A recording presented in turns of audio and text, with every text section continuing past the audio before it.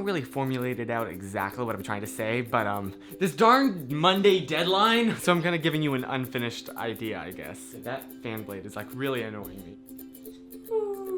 I know, like, we're not supposed to be ashamed of God and all that. We should live our lives for him, because our lives are not our own. But growing up, at least, I always interpreted that as, like, every interaction you have with somebody needs to be like, hi, do you know God? I know God. Here's God. God. But what I'm discovering is that that's not the case. I mean, look at the founder of Judaism, Avraham. Avraham absolutely loved people. He knew that the most effective way to tell people about God is not to shove it down their throats, but instead, first of all, to take genuine interest in them as a person. His hospitality is freaking legendary. Legends tell of a legendary sage whose hospitality was the stuff of legend. There's a midrash that says that pagan people would come to him and say, tell me about your God. And he would say, okay, but first, eat.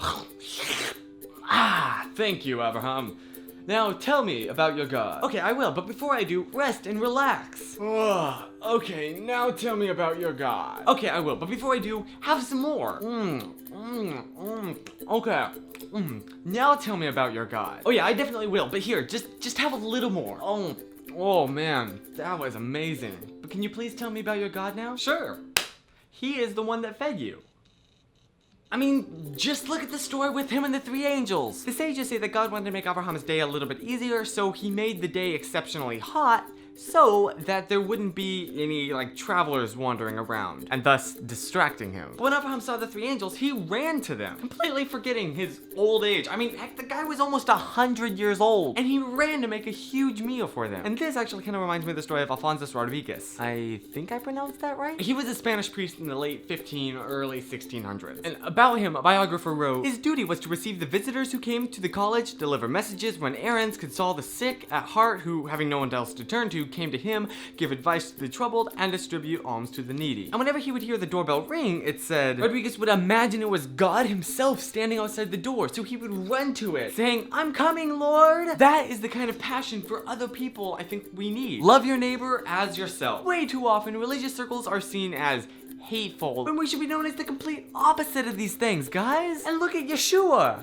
Do I even need to go there? You don't need to agree with somebody's lifestyle to treat them like a person, to love them, as Avraham did, as Yeshua did. Does that mean you condone their lifestyle?